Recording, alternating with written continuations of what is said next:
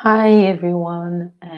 So this is a recording of a conference paper that I presented in 2018 at the NECS conference in the University of Amsterdam.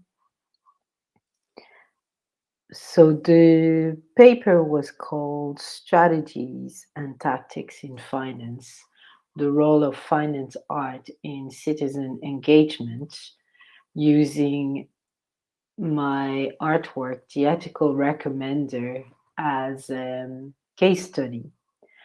And at the time, the ethical recommender was really um, an idea and an exploration and the beginning of an experimentation. And I that year in 2018 and then in 2019 I continued developing it, so it was fully developed in 2019, by September of 2019.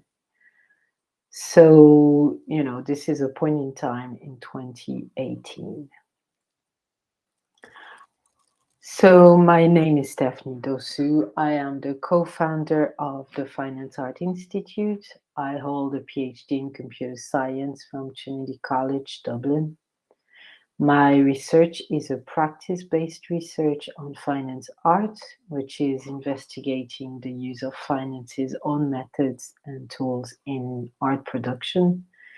Finance art is a term I have come up with, which is modeled on the term bioart.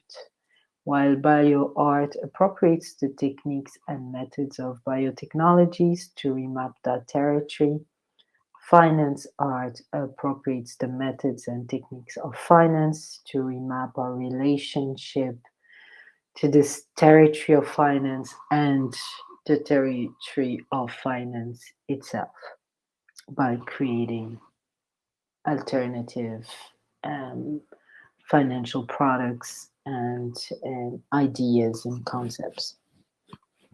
This research comes out of the experience and knowledge I have built and reflected upon over the last 20 years at the time of that presentation. Now it's more like 24, 25 years working in finance and technology and bringing it to my artistic practice.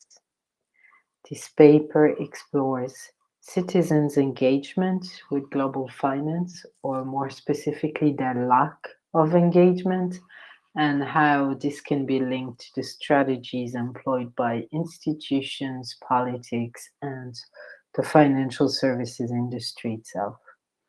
It also explores the tactics that finance art deploys to encourage people engagement with finance, using my finance art installation, The Ethical Recommender, which focuses on sustainable finance, as a case study. Finance art operates beyond representation by using finance's methods. It has an inside view into the field of finance. It does not represent finance, it becomes finance. It even directly connects to live global financial systems in certain cases. It also creates some alternative financial products presented at art as artworks, but which could be, and some of them will be, developed as full financial products for clients and for communities. It functions at an asignifying level, so finance art, and brings a discipline which is typically intellectual down to sensorial experience. It invites people to engage with this subject in a different way. So, Michel de Certeau, who wrote this paper,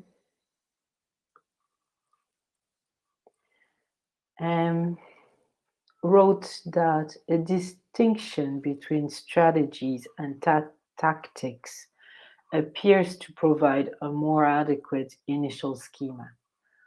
I call a strategy the calculation or manipulation of power relationships that becomes possible as soon as a subject with will and power can be isolated.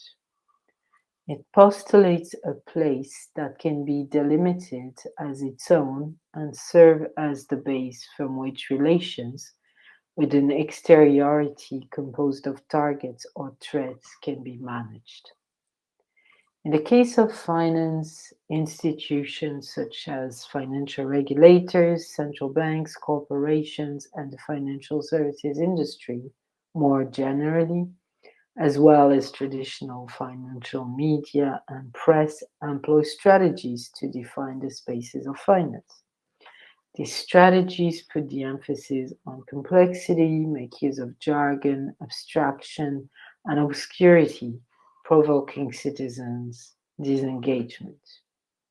Currently, banks, financial exchanges, and institutions such as hedge funds have an unfair advantage in financial market transactions through their control of data, technology, communication infrastructure, and information.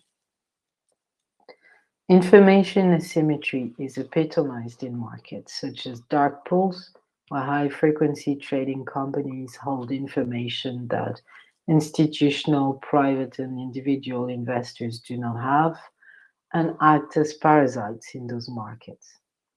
These strategies, through the use of secrecy, complexity, and elitism, ensure citizens do not engage with these market practices directly, and as such have no say or input into any regulations needed or the future directions these markets should take. These strategies ensure most citizens are kept out of the debate, even though it is their pensions or their savings which are invested through these operations.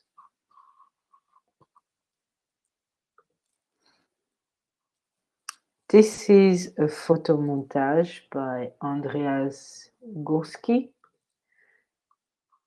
It's in the Tate Modern Museum in London and is a representation of capitalism in the 90s. Things have changed a lot, and financial markets now look more like this. The financial centers, buildings like Wall Street or Palais Brongniart in Paris, have been deserted. Most exchanges are now virtualized programs sitting on computers located in data centers away from city centers. Algorithmic robots do most of the trading.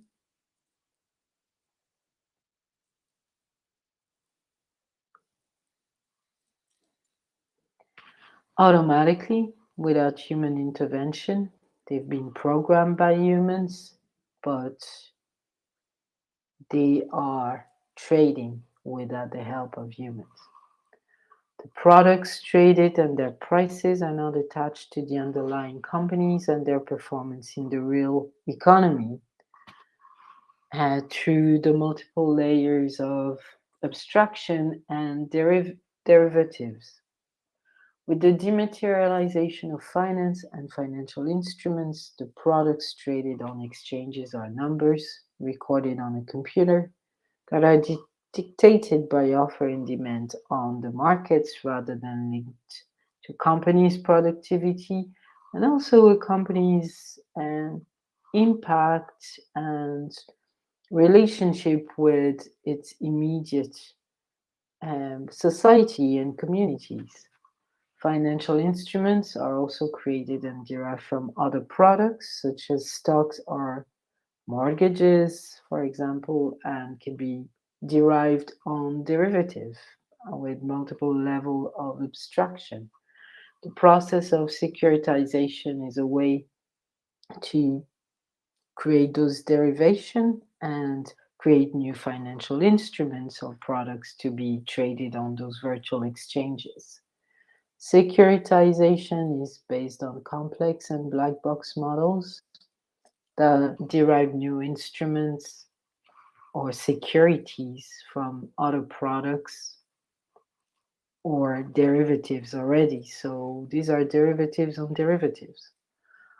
The complexity introduced through financial innovation ensures regulation is far behind and citizens are very much excluded from any conversations. Most people still hold models of finance as human traders interacting in a pit, as in Gursky's photo montage that we've just seen. These obsolete models ensure that citizens are not involved or engaged in the discussion on the future of markets, even though these have a direct impact on their lives, especially in times of crisis, as we've seen in 2008, 2009. Michel de Certeau also wrote, by by contrast with a strategy, a tactic is a calculated action determined by the absence of a proper locus. No delimitation of an exteriority then provides it with the condition necessary for autonomy. The space of a tactic is the space of the other. Thus, it must play on and with a terrain imposed on it and organized by the law of a foreign power. It operates in isolated actions, blow by blow. It takes advantage of opportunities and depends on them, being without any base where it could stockpile its winnings, build up its own position, and plan raids. It must vigilantly make use of the cracks that particular conjunctions open in the surveillance of the proprietary powers. It poaches in them. It creates surprises in them. It can be where it is least expected. It is a guileful ruse. Finance might appear abstract and complex. Its connections with everyday life have become invisible through the multiple levels of abstraction that have been created between commodities and financial instruments through financial innovation and a lot of derivation. To counteract the strategies employed by financial institutions and encourage people's engagement with global finance, finance art tactically attempts to reconnect the multiple levels of complexity and abstractions between the global finance system and everyday life. Finance art attempts to achieve this through the creation of new assemblages and agencements that bring finance abstract appearance back into an actual sensorial, visible, and touchable plane. So, what does finance art do?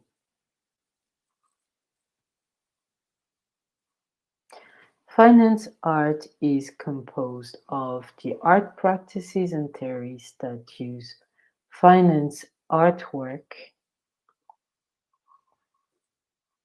that use finance frameworks, sorry, methodology, tools, technologies, and practices to produce art. The use of those tools that have been developed and are used by the financial world is what makes an art piece or theory finance art. It functions at an asignifying level and brings a discipline which is typically intellectual down to sensorial experience. It invites people to engage with the subject in a different way. These are a few examples of finance artwork. These are photos of my installation called The Glitter of a Flash Crash, which was presented as part of the Materiality exhibition in the Quadrangle Art Gallery in NUI Galway. It is based on a series of data visualizations animations that I have created using a data set of second data for several stocks, which are part of the Dow Jones Industrial Average Index during First flash crash, which happened on the 6th of May 2010 at 2:45 p.m. During this flash crash, the US stock market plunged and recovered. Actually, multiple stock markets plunged and recovered by 6% in 3 minutes. This flash crash and all the subsequent ones are symptoms of malfunctions in global markets and are happening more and more frequently. Data visualization animation of these datasets were projected onto a wall sculpture, which was also designed based on 3D visualization of financial market data.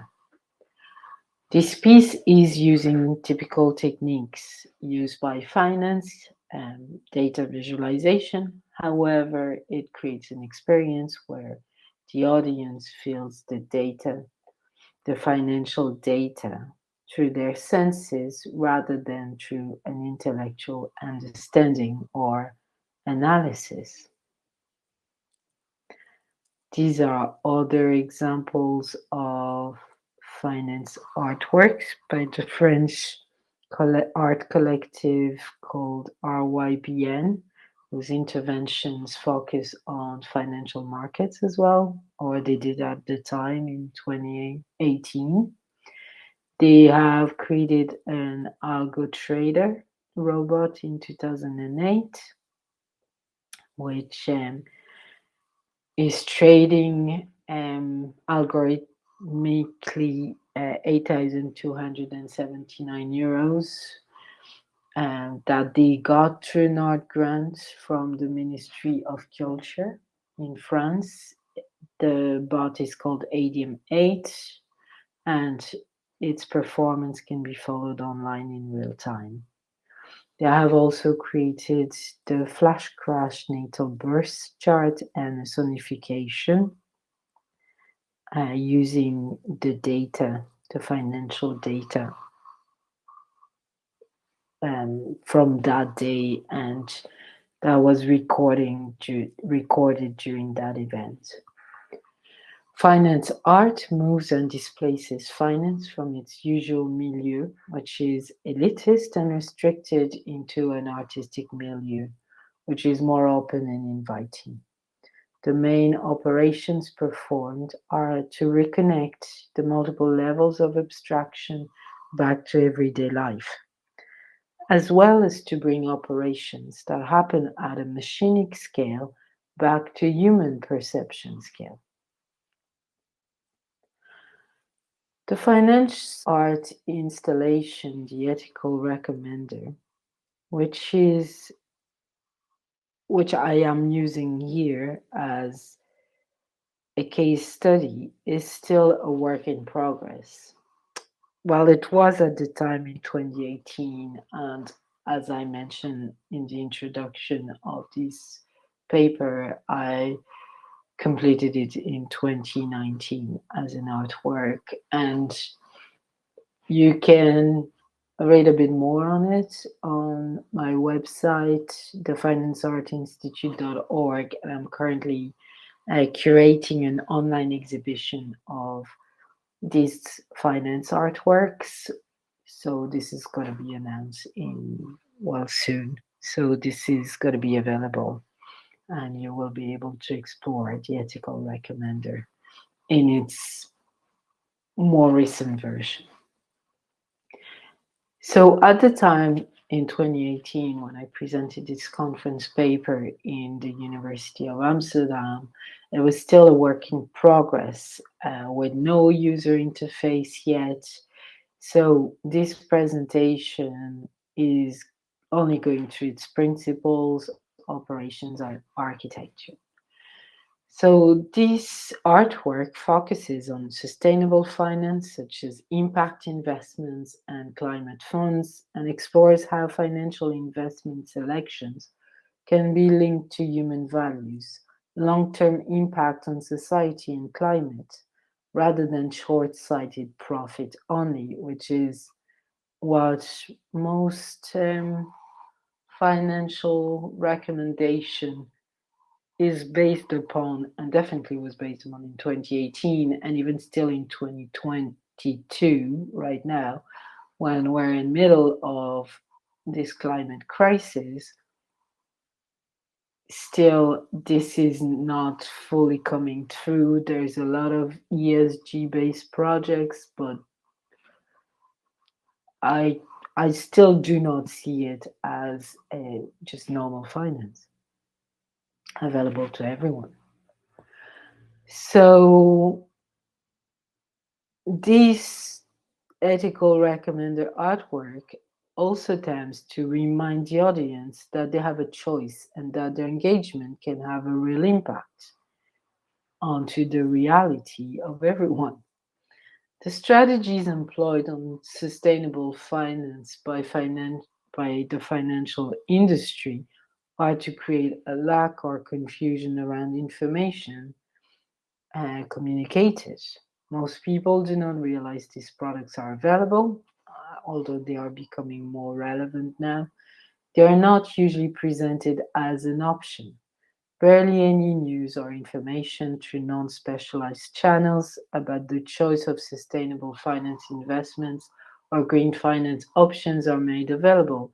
And actually, now we see a lot of greenwashing where everything is presented as green and sustainable and following ESG principles when they're not really. Like, it's becoming a surface and marketing tactic or strategy, I would say, which is bringing confusion.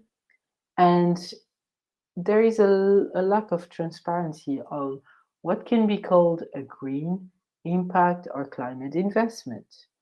The current lack of regulations on what each type of product or investment constitutes means that these terms can be used as marketing tools, which is what is happening now, 4 years after this presentation, without having any real impact and with no accountability.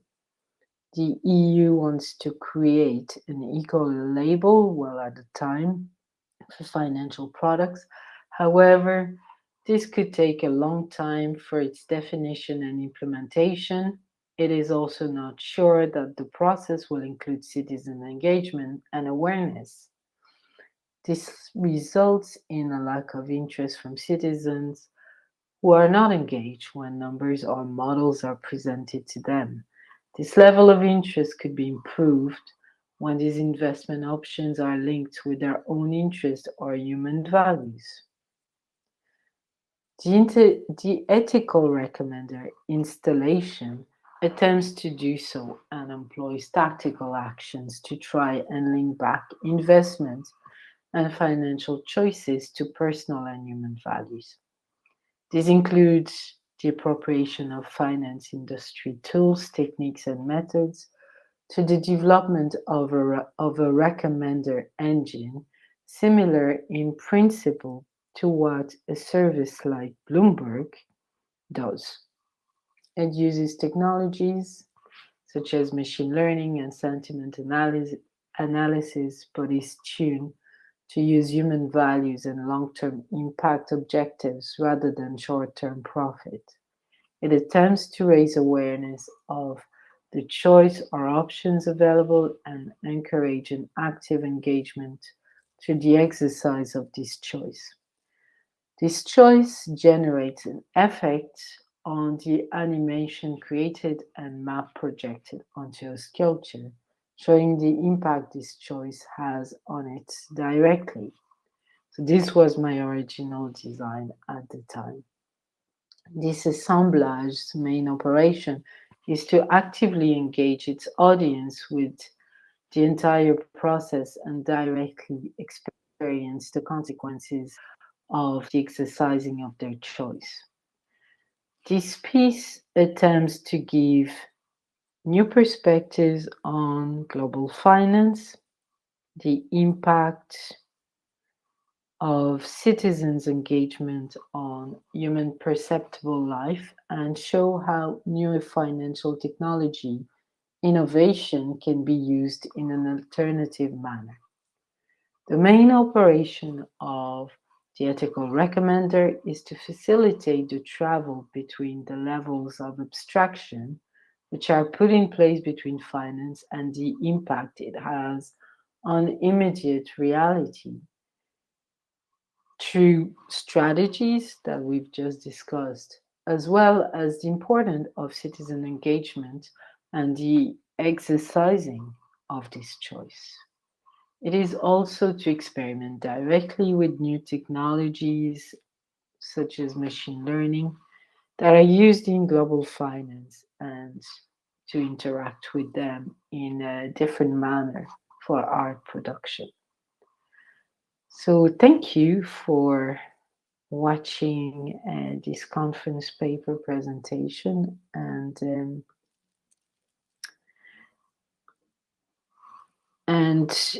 for being interested in finance art. So thank you very much for supporting this series of conference paper re-recording.